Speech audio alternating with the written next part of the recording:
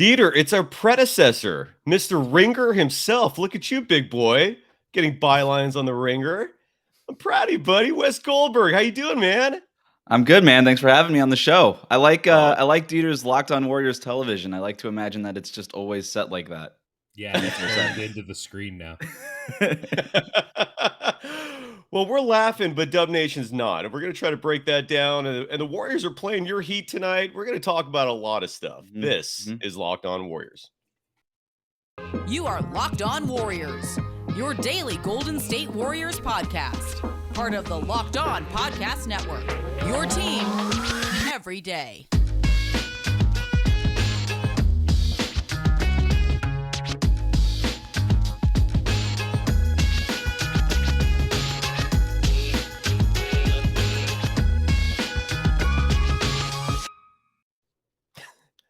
Thank you for making Locked On Warriors your first listen every day. We're free and available wherever you get podcasts. Dieter Kurtenbach, Wes Goldberg, our predecessor, who hosted the show for I don't know how many years, and myself, Cyrus. Saatsaz. Wes, how is Florida treating you this morning? Oh, it's wonderful. It's sunny. It's 77 degrees. The Warriors are coming into town, so I don't have to go out of town. This is great. Yeah, it is. And the Warriors are coming to town, so your fan base is happy probably right now, given things are going. Gentlemen, let's start things off, man. That last night was a feces show. I'm saying that politely. Your breakdown, Dieter, so you first, please. Anytime Andrew Wiggins wants to show up and be an NBA All-Star again, that would be most ideal for the Warriors. I didn't find the game worth much commentary. They scored 90 friggin' points against the Orlando Magic. That speaks for itself. Draymond's comments after the game, though, were fascinating because legitimately he could apply what he was saying to himself. I didn't think that Draymond lived up to the standards that he typically sets, but outside of that, they were all targeted at one man, and that man is Andrew Wiggins. And I didn't ever think that I'd see someone shoot their way out of $80 million, but Wiggins going 5 for 19 last night. There's just no way that they can justifiably give him a new contract if this is how he's going to perform in one of the handful of games a year where they say, "Hey, Andrew, could you do something for us? That'd be really great." And he's like, "Yeah, check this out." Goes to the free throw line once. It was embarrassing. That's about as bad of a loss as I remember from the Warriors in a long time. Well, yeah, I got to ask, and Wes, I'd love for your opinion as well. That isn't, I mean, Draymond didn't literally call Wiggins out, but the moment you wrote that, I was like, okay, I see it. It's a solid interpretation. You literally just go through the list. It couldn't have been Jordan Poole, though defensively, I think Jordan Poole probably gets a pass, but he does a lot of great stuff on offense. Otto Porter had 15 rebounds and is a full-grown man. Jonathan Kuminga played tough. He had ups and downs like you would expect from a 19-year-old, but he wasn't playing soft. Klay Thompson has I don't think Draymond would ever say that Klay Thompson is playing soft. You give Kerr might, though. There. There's really three guys that he could be talking about. He could be talking about himself, which, again, I do think is part of the calculation. But he would have said, I am. Like, Draymond's not one to shy away from self-critique. Right. He could have been talking about Nemanja Bjelica, which that feels a bit much. Like, that feels unnecessary. And then, of course, then there's the guy who played 36 minutes and went 5 for 19 from the floor and had a grand total of 0 assists in the game and was a sieve on defense in Andrew Wiggins. So I'm going to go with that one. That's NBA math, folks. Wes, you got the outside perspective. I would love to hear from you because it's been a while since you've covered this team. I mean, did you watch the game? And what's your perspective over the last few weeks where the Warriors have lost 12 of 18? Yeah. They put up, to Dieter's point, 90 points against an Orlando Magic team that just gave up 60 points to Kyrie Irving in little more than 3 quarters. 50 points to Saddiq Bey. 50 points to Saddiq Bey. Let that sink in. And Wiggins had 13. And did Wiggins try to do, Wiggins couldn't even do a bad Saddiq Bey. Even a bad Saddiq Bey impression would have been 30 points, and he would have won the game. So I don't know what the Andrew Wiggins thing to me is so fascinating because he was a fake all-star. He coasts on that, I guess.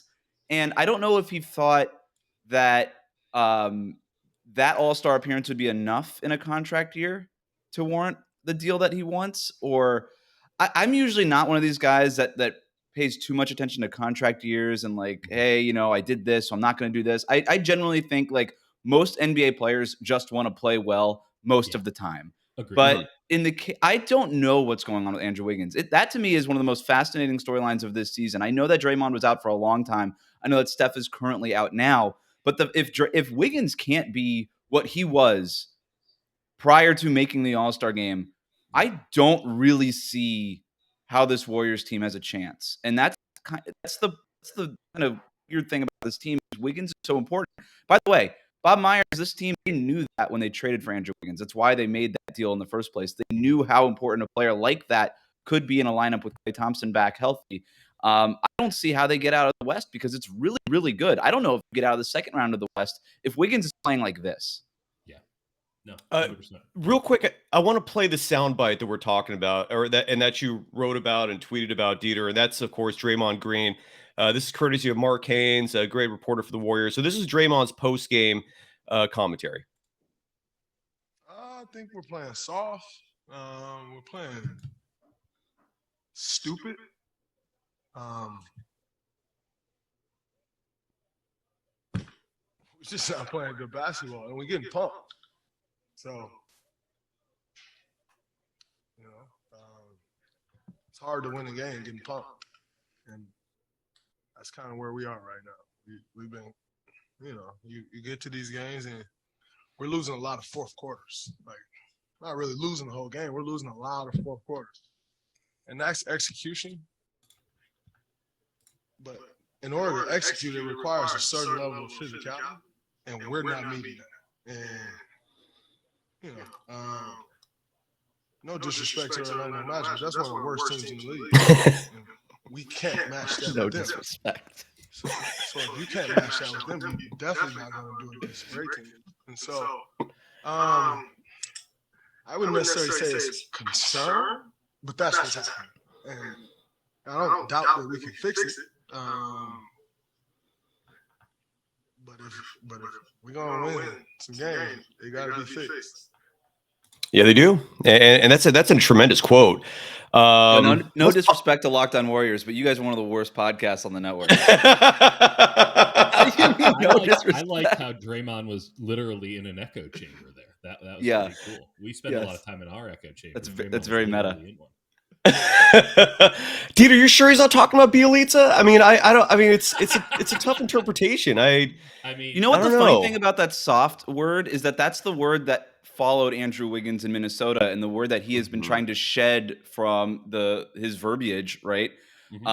That's used around him when he landed in Golden State. And I would say for still the majority of his portion in Golden State, that hasn't been the case, right? He has been the guy that they've hoped for him to be, just not recently. And recently is what matters. Like, this recent stretch is the most important stretch of Wiggins's Golden State Warriors career, maybe his NBA career, honestly.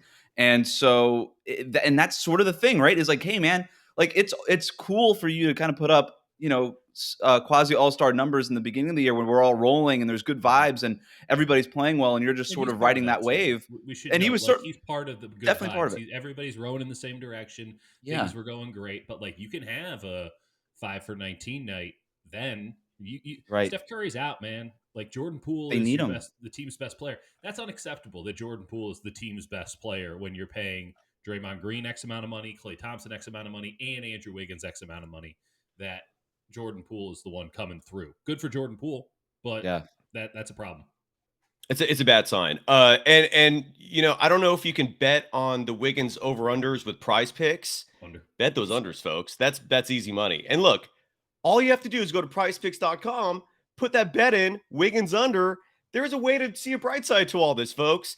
And it's fantastic daily fantasy made easy. All you got to do with PrizePicks is pick 2 to 5 players and an over-under on their projections, and you can win up to 10 times on any entry, and it's just you versus the projected numbers. Entries can be made in 60 seconds or less. It's that easy. PrizePicks is safe and offers fast withdrawals. Use the award-winning app on both the App Store and Google Play. Again, this is a fun and easy way to make money. And for a limited time, PrizePicks has an exclusive no-brainer of an offer for all of our users. Users get $50 for free if a player in your first PrizePicks entry scores just a single point. I think Wiggins can even do that, but you must use NBA. That's right. This is an exclusive offer available to Locked On fans. Sign up today and use the code NBA for $50 free if a player in your first prize pick entry scores just a single point.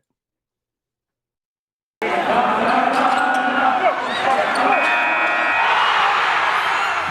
are Locked On Warriors, your daily Golden State Warriors podcast. Part of the Locked On Podcast Network, your team every day. Thank you for making Locked On Warriors your first listen. For your next listen, check out the Locked On Now podcast. Nightly recaps of every NBA game with analysis from our local experts is free and available wherever you get podcasts. Dieter Kurtenbach and I, Cyrus Saatsaz, are joined by our predecessor, Wes Goldberg, who now hosts Locked On Heat. Here's the question that I think, and Wes, you brought this up, the why. We can speculate. Why is Wiggins struggling since early January? Like what? Like there's obviously a few things that happened then. Draymond's injury. Klay came back. What are your thoughts on the why of Wiggins suddenly regressing this much? I was going to ask you guys that. I have no idea. I don't know. Coasting. I'm not around the team anymore. Yeah. He got what he needed out of Did the he? season. The resume's hit. Yeah, maybe he got he's always wanted to be an all-star. We know that. He's told me that. Is that all? Like you didn't? I don't think so.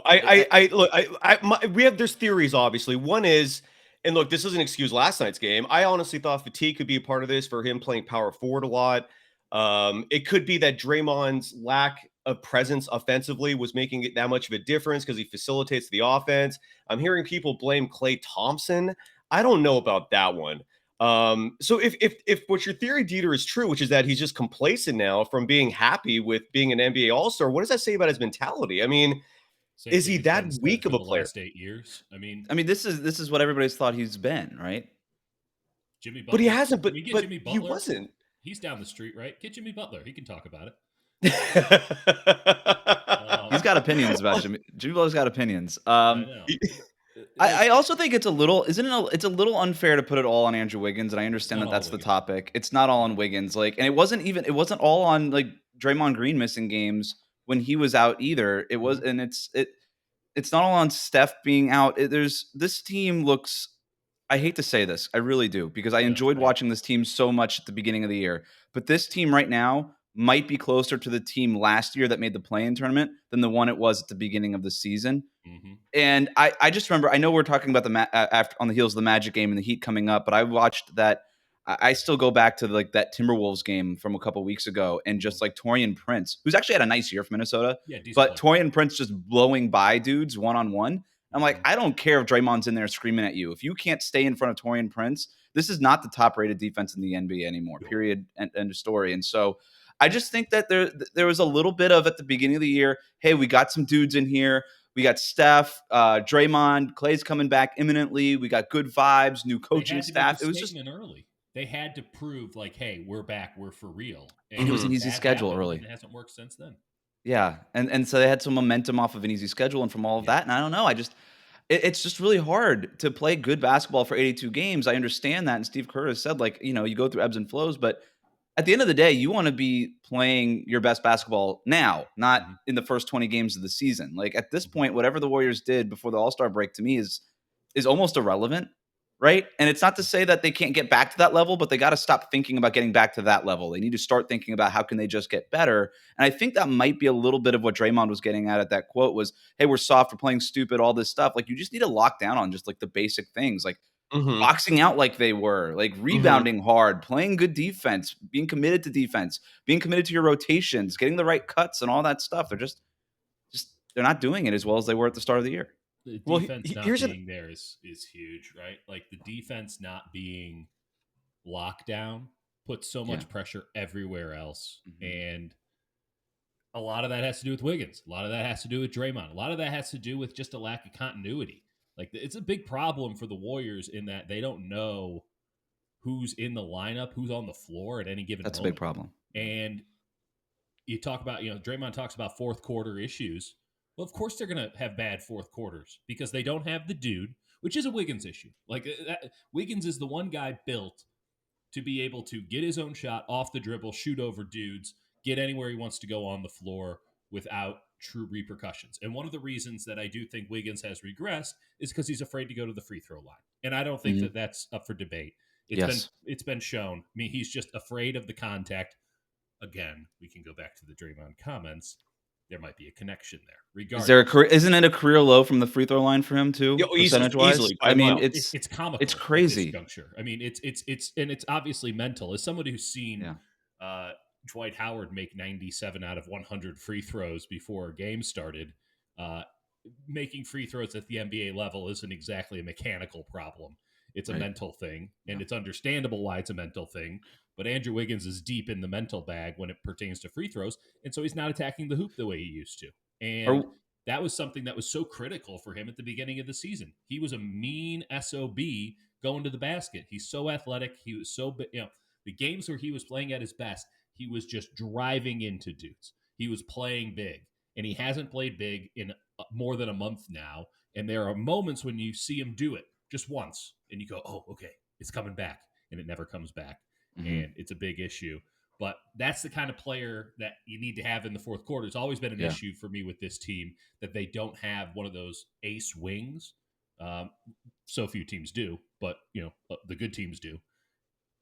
And then you add in the lack of continuity and not knowing who's supposed to be on the floor. And I guess Jordan Poole is now just part of the closing lineups. And maybe Otto Porter's there, maybe not. Maybe Looney's there, maybe not. Hey, here's Draymond. Hopefully he's in the game in the fourth quarter. Hopefully he's still around. Who knows if Klay Thompson should even be playing in the fourth. And now Steph is out. So figure it all out so that you have it figured out by the time Steph comes back and everything changes once again. Like, this is not a championship team right now. It's very far from a championship team. And I'm having a hard time figuring out, amidst this terrible schedule that they have, amidst a Western Conference that is exceptionally flat and exceptionally challenging, and with Steph Curry's situation where he's not going to have games before the end of the regular season. And if he does, they will be limited at best. I just have a hard time just seeing everything click for this team, because the one time when it did click, it still could. It wasn't fully operational. It still could. Well, that's kind of the question I want to add on to something there. I think that's a very astute observation in terms of Wiggins' struggles defensively, especially given he's developed his post-up game. He was scoring easy baskets earlier, and that makes sense. He could be afraid now because of the free throw line. It doesn't explain his defensive lapses. We were counting on him defensively to stand up, and he's even failing there. He's failing as a rebounder. I think the time now is to put him to the bench. If they're having such weak starts, and you're giving up points to horrible teams in the first quarter and playing catch up. Maybe the time is now to make him. That's what I wanted to ask you guys, because Jordan Poole has outperformed his role as sixth man. Andrew Wiggins has underperformed in his role as starter, right? Huge. And Jordan Poole's been awesome all season long. I mean, I wish somebody would have called that his rookie year. I know. Yeah. Okay. Just to let that hang. But take your lap, Wes. You deserve it. Thank it. You. You and I have had a million conversations about this. I had blocked it out of my memory. Take your lap. You deserve it. You were right about Jordan Poole. I feel like I'm obliged. You were the only one banging that drum. The Warriors organization was just like, I don't know what they're like, we don't know. Smoking. I like his feel. I think the Wiggins thing is so interesting because it's not just struggles because of an injury. I mean, maybe he's hurt. He just doesn't strike. I'm with Dieter. It strikes me as mental. And so if it is mental, can you afford to bench your $20 million year player? Like, that doesn't help the mental. $30 million. But here's the thing: the alternative isn't working, right? And this is the other thing I wanted to bring up. And you brought up the continuity thing, which is a great point. What about fatigue? I mean, this is a team that is small. This is a team where players are routinely asked to do more than they're expected in any other position in their career. At a certain point, doesn't that wear on you as well to be playing, again, in positions that you're not accustomed to, defending guys you're not accustomed to? Maybe is fatigue not a variable as well that we should be considering? Well, you look at the team at the Warriors. It has to be. Look at the team that the Warriors are playing tonight, the Miami Heat. It's sort of there's a fatigue thing happening. There's a little bit of a lull with the Heat right now. They just lost a really bad game to the Skeleton Crew 76ers. They haven't played with energy in recent games against Oklahoma City and Detroit. Yeah. Man, Detroit's just on a roll lately. Hey, baby. But you look at just how both of these teams have played all year, and they're strikingly similar. Both teams are small relative to their competition. Yes. Both teams lead the league they're virtually tied for the frequency of cuts per possession. They're over 10% each, which is like miles ahead of the rest of the league. System basketball, They're first and second in shots off of screens. They're near the top in the league in passes made. They're teams that just move a lot, and they're both teams that have lost their best players for large stretches over the course of the year. You have Miami being like, yo, like Gabe Vincent, Max Strus, like go win us games in December. And so to your point, Cyrus, like it does start to wear on teams. And I think you're seeing a longer lull right now with Golden State, also partly because of some of these injuries. And I think there's real concerns there. I'm not as concerned about I don't know. I don't know which team I'm more concerned about as far as a ceiling, because I still think Golden State's ceiling is higher than Miami's. But I think you're starting to see some of that. But the key is, again, you're getting the rest and you try to play your best once the playoffs begin. And that's going to be really hard for these Warriors. Yeah, absolutely. And maybe one thing that Wiggins needs is Built Bars. I mean, Wes, you love these things. Dieter, you call them one of your favorites, and maybe all it needs is a Built Bar to get some juice and get some protein and regroup. Built Bars are delicious. They're amazing, folks, and they're fairly nutritious. There's 17 grams of protein for each Built Bar, with just a fraction of the sugar you find in most candy bars, whereas a candy bar typically has 30 grams of sugar. Excuse me. A protein bar has just a Built Bar has just 4, and they have so many amazing flavors. Wes, you love these things. What's your favorite flavor?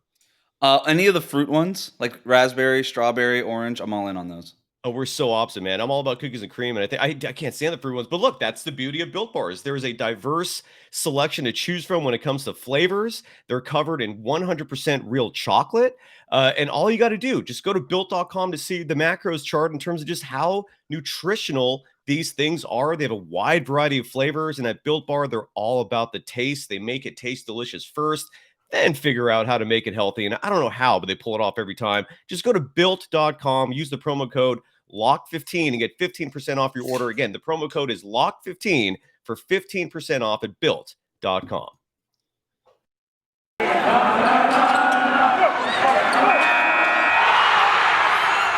You are Locked On Warriors, your daily Golden State Warriors podcast. Part of the Locked On Podcast Network, your team every day.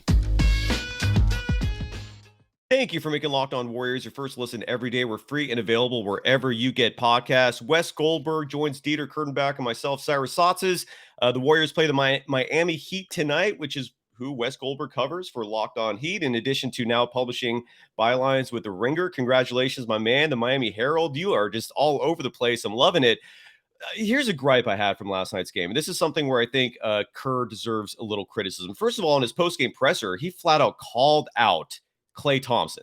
He literally cited as the biggest reason for the Warriors' struggles the last 2 games as being fouling 3-point shooters when they're attempting 3-point. That was weird, because that was a direct shot at Klay. Well, they lost the game because Klay had one of the worst fouls you'll ever see. So I don't think it's totally out of bounds. Well, it's Kerr to acknowledge that. But should they be in that fundamental? But Dieter, should they be in that position? Should a game be that close to begin with against the Orlando Magic, where you making a foul at the end is the difference? So I mean, do you think that? And the Spurs. It was. I mean, like, should it be? No. Was it? Yes. And then it comes down to situational basketball, and Klay's situational basketball has been bad as of late, and you would expect that given the amount of layoff, but we've also been doing this for about 2.5 months now. At a certain point, it's got to catch up, and there's no time to get it all figured out. He's fooled us a couple of times. He fooled me real good the other night with me thinking, hey, he's back, he's ready, he's in the rhythm, he's got it all figured out. Man, maybe next year, because right now I think it's more likely that Klay doesn't get it all figured out at any point. Maybe the spurts, maybe the games here or there, but it's more likely that Klay doesn't get back to sort of his Klayness this year, and maybe next year, maybe not ever. But it's possible. I mean, it was the emptiest 24 points of every play. That's a terrible play. Rookies. If Jonathan Kuminga made that play, we wouldn't just say, it's a kid, it's a rookie. You know, that's what happens. If Moses Moody was out there, and by the way, why was Moses Moody out there? If it was Moses Moody in that situation, we wouldn't just be chalking it up as, well, he's 19 years old. That's what happens. Jordan Poole does it. We wouldn't call it a 22-year-old mistake or an air of, exuberance of youth. We would say that's a really bad play. That cannot happen. That's bad situational basketball. And listen, I'll take the bullet here first. We're probably giving way too much of a pass for Klay Thompson. He's back. It's been 2.5 months. I'm kind of he's got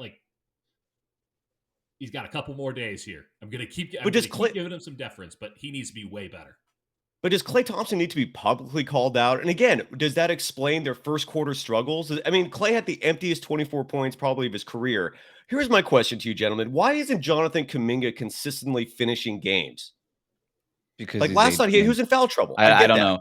Bring him in for the last 2-3 minutes. I think Dieter hit on something really important there, which is the situational basketball, which is what the playoffs are. The playoffs are situational basketball. And I think we get it. This is such an interesting team to think about, right? Because you think, okay, it's the Golden State Warriors. It's Steve Kerr, Steph Curry, Draymond Green, Klay Thompson. Those three have great chemistry. They've got experience and all these things. And we kind of tend to think about this Warriors team. That was their thing. Yeah. And we think about this Warriors team as a championship team. And they are a championship organization in that they've recently won championships. But you look at the rest of this roster, like Jordan Poole does not have playoff experience. As exciting as his development has been. All these other guys, like Otto Porter is not a playoff performer. Like he's old, but he's not a playoff performer. And I just he's 28, by the way. He's 28. Yeah, and he's old, and he's been in the league for 10 years. I mean, it's crazy. But Andrew Wiggins has very little playoff experience. And when he did, it wasn't good. And that's the interesting. Like my heart says, I'm not as concerned once Steph and Klay and Draymond are getting big minutes. But to Dieter's point, to your point, Cyrus, like Klay hasn't been the Klay Thompson that we remember right before he tore that ACL. Steph is having kind of a weirdly like a down year. I know, and I know Warriors fans hate to hear that because, well, Steph, you still look at his numbers, he's still first team All NBA. And by the way, if I had a ballot, I would have him first team guard right now. I think that we kind of shifted too much the other way. But he's got an argument to be made. But still, you need Steph to not even like for this team to win the championship. You don't need Steph to be first team All NBA. You need Steph to be unanimous MVP. Mm-hmm. Yeah, and that's a very different kind of player. That's the hardest leap, by the way, to make. He's not even in the conversation for MVP right now, and he shouldn't be being the front runner for the first 3 months. That tells you where we've gone. Right. Yeah, and Draymond's not the same player either. So this team, like, I don't know. I keep waffling back and forth, and I keep coming back down to this, guys. The West is so much better than it was when the Warriors made their dynasty run. Mm-hmm. And it is just flush with dudes that give the Warriors problems. Size in the perimeter and on the in the paint and on the perimeter. And those players weren't in the Western Conference when the Warriors were running through it. And it's not so I think where I keep landing is I think this Warriors team is good. I don't think they're the best team in the Western Conference. And I guess then it just if we're talking about concerned about the Warriors, that big question. I guess it just depends on your expectations. Yeah, and look, Steph had a solid first half of the season, like we mentioned, and I think he can bring that back. I don't think there's a difference. I think there is a correlation between his struggles and Draymond going out and the fatigue again for so much pressure being put on his shoulder to carry this team more so than previous years. I do think the lack of size is still a huge issue, and the fact that they failed to address that is a problem because you want bigger players to relieve the pressure from other guys so they can be fresh and ready. Kevon Looney is playing limited minutes right now. I don't even know why. I'm guessing it's because they're resting him or saving him. Last night, what's up? The Magic are a small team, or at least they play small. I mean, this is one of the reasons why the criticisms of that Draymond threw out there, which is we're soft, we weren't physical enough. Like there wasn't a high bar that was being set by the Orlando Magic. They were begging. There's no real rim protection. Wagner had a nice block, but like there was no real rim protection. Mo Bamba's hanging out at the 3-point line. Like it's not like it's not like this is some team that they shouldn't be able to bully. And the fact that they didn't, if I'm Draymond Green and I know what it takes to win a championship, to play situational basketball at the highest level, to exert will onto a game, which is what Draymond does better than perhaps any player I've ever seen in my life. Just exert his force onto the game. The fact that he wasn't able to do that last night, that's going to draw criticism from himself. Good on him. But the fact that no one else was able to take up the mantle and follow through and do it against the easiest team they'll play for the remainder of the season, I think this is one of those games that we're going to look back on and say, why didn't we see this coming? Legitimately. Yeah, I mean, I don't want to blame Draymond too much. I mean, he's been out for so long. This is what his third game back. He's still not even at his normal minutes yet. I'm not ready to start pointing fingers at Draymond necessarily yet. But No, Wes, pointing look, the finger at Draymond from one game last night. And last night was a game where Draymond did not exert enough force onto the contest. And good on him for recognizing that. He probably should have used I a little bit more than we in the post-game press conference. But again, he's not alone, and he's not the only high-paid guy who underperformed. Their top 3 paid players last night underperformed to a man, each and every one of them. And if not for Jordan Poole and Otto Porter and Jonathan Kuminga, the hell were we doing? The hell were we doing watching that game last night? And that's just not a championship team through and through. It's just not. And what is Kerr doing? It needs to change fast. And what is Kerr doing playing Damian Lee and Bjelica together? I never want to see that again. You got Peyton, who's injured. You got Moses Moody, who's injured. They only played Chris Chiozza 4 minutes. I mean, at a certain point, you only have so many bodies, and you don't want to play Kavan 30-something minutes against a team where you don't need to play him 30-something minutes. And by the way, you need spacing and shooting because Draymond was just playing high point the entire game. You're playing Otto Porter 26 minutes. Otto Porter, who's dealt with injuries all year. Peyton isn't healthy enough to give you the full bore. I mean, but 6. He got cleared to play. Dieter, 6 minutes for Gary Payton II. 6. What they had to play Moses Moody 5 in the second half. Moses Moody was ruled out of the game, and at halftime they put something somewhere so that he could play 5 minutes. It's a matter of they don't have the dudes. They don't have the dudes. Kavan played 12. You could play him a little more than 12, right? 12? I don't know, man. That one. Wes, I'll give you that one. Wes, the Warriors play the Heat tonight, man. What's going to happen, dude? You're the expert when it comes to the Miami Heat, and congratulations on your team being the top seed in the East for a good stretch now. I mean, it's impressive. What can Dub Nation expect tonight, man? Well, like I said, the Heat are coming off not a great effort. So, the Warriors and the Heat are a little bit in the same boat right now in that they're, the challenge is put toward them. Hey, do you want to respond to that or not? The other thing about the Heat, too, is as we're talking, Jimmy Butler and a bunch of their other top players are listed as questionable. So I don't know if you'll actually see the Miami Heat tonight. I have no idea. Are they tanking a game against the Warriors? I don't think that they are. I think they actually really the thing about the Miami Heat is I think they actually really do want the 1 seed where nobody in the East really looks like they really care about it. I think the Heat actually really want the 1 seed. So I expect them to come out with the usual sort of effort and everything that they've played with all season because this is not a team with star power, right? This is not a team that's going to finish with anybody in the top 5, 6, 7, 8, 9, 10 on MVP ballots this year. Yeah. And they probably won't have anybody get an MVP vote at all. And so, unless some local schmuck puts Jimmy Butler as their 5th place guy, but why would I do that? So, by the way, it'd be Kyle Lowry, but that's not important. I don't know, Tyler Herro, man, but God, don't even start me. That I want to ask you guys. I know we're running late on the show, but I don't know. They play hard every night. When they're missing their top dudes, they tend to rely on 3-point shooting. And so if Jimmy can't go, if Kyle Lowry's a little hobbled, all these things, and if you're seeing a whole lot of Max Strus, Gabe Vincent, Caleb Martin minutes more than usual, this could end up being a really fun game in a weird way, even though the stars aren't playing for the Warriors or for the Heat, because it could just be 3-pointers just being launched for 2 teams that just don't really want to be there right now. But you know the opposite of that, Wes, which is the world's worst basketball game where everybody's chucking and nobody's making. I remember when I was still doing Locked On Warriors in the preseason, and the Warriors came out and shot 73 pointers in a game, and I got on the show and said, I know this is not okay to say in the Bay Area, but that's too many threes in a game. And I know Daryl Morey was like, finally, we've got it. But I just remember the comments to that YouTube video you don't know, they were all good shots. I was like, all I know is I saw Damian Lee crossing half court and just chucking it from 30 feet out within the first 4 seconds of the shot clock. He was open. Yeah, of course he was open. He was Damian Lee at half court. That doesn't make it a good shot. I hope we don't end up with that. That was awful. I hated that game. And I think the Warriors won that game by 20 points in the preseason. I was like, that was the worst game I've ever seen. It was like the Reno Bighorns had been reincarnated as an NBA team. was terrible. That's been fun. That's been one of the rough things of this is the Warriors are not a fun team to watch right now. This is usually like the most entertaining brand of basketball in the league. And I and had this this is game. culture. I had this game circled from the beginning of the season, obviously, because I was looking forward to seeing the Warriors, all the guys that I used to cover, and all that stuff, and obviously how fun the Warriors started the season. The Heat started the season great too. They started 6-1 with wins over Brooklyn and Milwaukee, and I was like, "Yo, March 23rd is going to be awesome! Like, I can't wait for this game." And now I'm just sort of like, "Can we just get this over with?"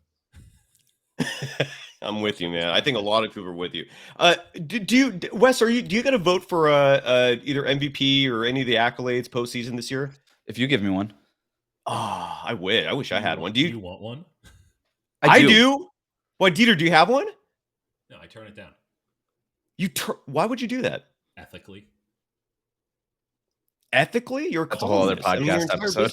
It's preposterous that I would have any say in these guys' money. Oh, for the end of season awards? Yeah. I actually think that media is good for the All-Star thing because we see what happens when media doesn't not have enough of a vote for All-Star. Mm-hmm. But it's absurd that they tie. There's got to be another way to do it with the Supermax. I kind of understand the logic behind it, but in the next CBA, they got to swap that. So I'm not a member of any of the unions. I'm not. I've had conversations about possibly getting a vote, and it's just like, nope, not a chance. Keep me out of that. By the way, it's also like I'm not capable of half-assing that, as so many do. Not to pat myself on the back. I'm talking about this as a legitimate problem for me. I would spend all day, every day, thinking about things that I would need to vote on 6 months from now, and that just doesn't seem good for mental health. So that's I'll just fair. Go ahead and chastise people for their bad votes instead of having a bad vote myself. That's fair. I'm envious, but I would love more than anything to have that vote. I don't think I'm ever going to get one, but I can't believe you turned it down. That's crazy. Why did you ask that question, by the way? I was wondering where because you were going I wanted with to bring up, in your two's opinions, who should be first team All NBA right now? You mentioned Stephen Curry being on your team, Wes. Yeah, so it depends on whether or not LeBron's going to be eligible for the guard spot, which there's rumblings that he might be. If he is, I have no problem with putting Jokic and Embiid on my first team. I know people are like, you can't play two centers. Like, nobody cares. Like, these teams don't play together. And, 10 years from now, they're not going to be like, well, that was weird when Jokic was a first team forward. Like, even on the resumes, doesn't say what position they're voted in. So why do we care? I think it should be the best five guys. So I've got like, for sure, obviously, Giannis, Embiid, Jokic, just put them on the first team somehow. And then it's a little bit of like, I still think LeBron has, I know that we laugh at the Lakers, but what he's doing is incredible. He could win the scoring title. It's LeBron James. There's points for just being LeBron James. And ditto for Steph. Like, there's points for being Steph. The game's I'm so what was that band? What was that like? I'm so glad that band doesn't get a vote for the media thing. That's a cute Smash. I'm glad Smash Mouth doesn't have a vote on anything in general. Even like the Rock and Roll Hall of Fame. I'm pretty sure they voted for president, and I can pretty much tell you how that went. Peter, who's in your top five? It's just 5 Andrew Wigginses. No, it's 5 Andrew Wiggins. I think Luka, Ja Morant are in the conversation for the guard spots. Luka, I think I have a very hard time saying that Luka doesn't deserve to be on the first team more than Steph Curry at the moment. I'm with you. I think that it would be Luka, LeBron. It's Wes's team, but with Luka instead of Steph right now. And even if we wanted to go with Steph today, would that still be the case in 2 weeks? I mean, we have to take into account recency bias. Yeah. You're asking me my team. I mean, I think, CP3's been out for too long. I would probably have Ja in there, but the Grizzlies were good without Ja.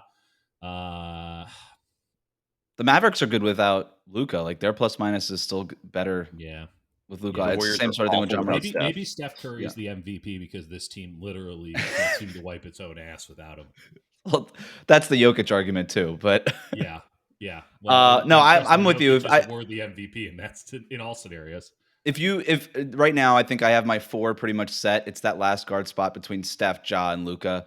I think I might be with Dieter now. I might gun to my head, I might go Luka right now, but I hem and haw on this. Like, I think the next couple weeks matter. Steph's not going to be part of that. Luka and Ja will be. Like, one more 50 burger from either of them might just do it for me. I would have loved to have had CP3 in there, but he's now just missed too much time. Too much time. Same thing with Steph, and Ja missed a lot of time earlier, but again, it's recency bias. If you're asking me who I really think, I mean, I think that Steph Curry is more valuable, but Draymond's not going to make either of the 3 teams, and we thought that was a sure thing at the beginning of the year, but that's just missed time. But let me ask you this. The MVP regular season records clearly come into play, but you're saying all NBA does not? Because you're putting LeBron on the first team. He would never stand a chance for MVP. So this is all about stats. All NBA doesn't matter. This is the way to I think that the all NBA is the way to counteract the fact that record does matter for MVP. It's just whether or not you think it should or not, it does. And so all NBA is a really good way to honor somebody that just crushed it for their team. And I know the Lakers stink, but they would be way stinkier without LeBron. I mean, they'd probably be the worst record in the league if not for LeBron and all the time that Anthony Davis missed and all the shots that Russell Westbrook missed. So I have no problem with putting LeBron on first. By the way, the fifth option for all NBA is opposing guard against the Orlando Magic unless it's the Golden State Warriors play. Just go with that one. What if LeBron doesn't get the guard position? Then is it going to be Steph and Luka? Probably. Or Ja and Luka or something like that. Can I ask you guys one question before we wrap up here? I know we're pushing it. Jordan Poole or Tyler Herro, who would you take right now? Jordan Poole by a hair, man. By a hair. Just because he's younger by smidge and the ball handling. He can play the point. Herro can't. But by smidge. And I might have bias there too. I think that I would. I can't believe I'm telling you this, Wes. I think that I would go with Poole because I think that Poole has more untapped potential remaining. I don't think it's a tremendous amount, but I think that there's more upside there than with Herro, who might be what about you, Wes? More polished at the moment. I would take Herro. I just find, but I will not be put in a corner of trying to disrespect Jordan Poole. That's not my game. Right. No. But I also would not ever disrespect Tyler Herro. Those are my 2 favorite players in the NBA right now. So wow, where does D'Angelo Russell fit in there? He's having you know what? I'm so glad somebody finally asked me about D'Lo.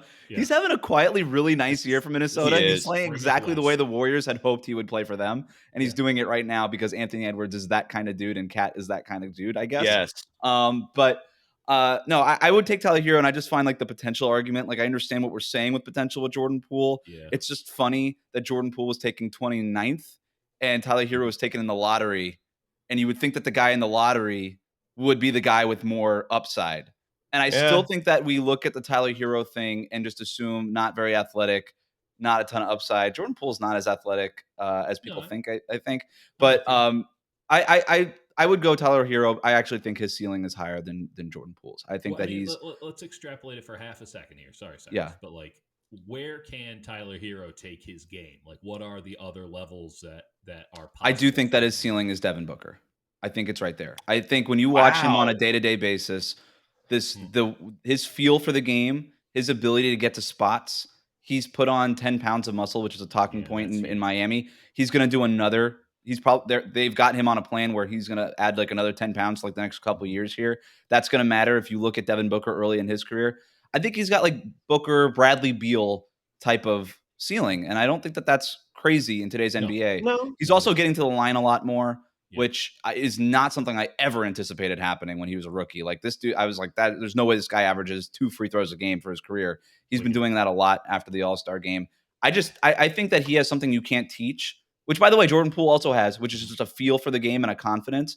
I just think that Herro is so much more polished and skilled as a scorer that there's a noticeable to me gap between his skill level and Jordan Poole's skill level as a scorer, the footwork and all that stuff. Which is you just can't teach that stuff. And along those same lines, I mean, give me your extrapolated comps for Jordan Poole. Tyler Herro right now. I'm just kidding. Hey, Dieter, do you think Wes loves Tyler Herro? I don't know. I can't tell. I think Jordan Poole could be with Jordan. With Tyler Herro's a good player. Jamal Crawford recently retiring. Yes, there's a lot officially. I was like, wait, where is this? When is this tweet from? I know. I thought the same thing. I was like, "What is this?" But playing 2 years. But you look at that line of the Jamal Crawfords, the Lou Williams, the only players to win multiple 6 Man of the Year awards over the last 10, 20 years, whatever it was. I think Jordan Poole is right there. I just question his defensive upside. But depending on depending on the teammates that he has, he could be the starter. You could argue he should be the starter right now, like we were talking about. I don't know. I have a harder time with Jordan Poole trying to figure out what it is. I know Tony Parker was so good, like so good at his prime, but maybe True. like later stage Tony Parker could be like Jordan Tony Poole's. Parker didn't have the bag like that. I mean, that's the other thing too. You have to take into Yeah. account that Poole plays with such a flair. It makes Parker it tough. had a little It bit of a makes it bag. tough. I mean, I don't know. Sorry, not to disrespect Tony Parker and his bag. Tony Parker's a champion and an outstanding basketball player, but I'd have to think about the Jordan Poole one. That's a good one. Yeah, and Poole's bigger. I mean, you can never envision Tony Parker as a shooting guard, but Poole is a solid 6'5", and I think defensively could still improve. Yeah. But yeah, and by the way, my All NBA 5 would be, I think it's unanimous, right? Jokic, Embiid, Giannis are obviously going to make those three, and then the backcourt debate is, and I'm going with Steph and Luka right now. But Wes, man, thank you. That was fun. We missed you. I'm sure Dub Nation missed you as well. They're looking at Dieter and I going, "Oh, we got stuck with them now." Like what happened to Wes? Where'd he go? They were stuck with Dieter quite a bit when I was doing the show. So it's true. Fair, there you go. Maybe it's just me. Thanks for having me, guys. It's always a pleasure to see that Locked On Warriors logo and talk some Dubs. Yeah, man, it's always a pleasure.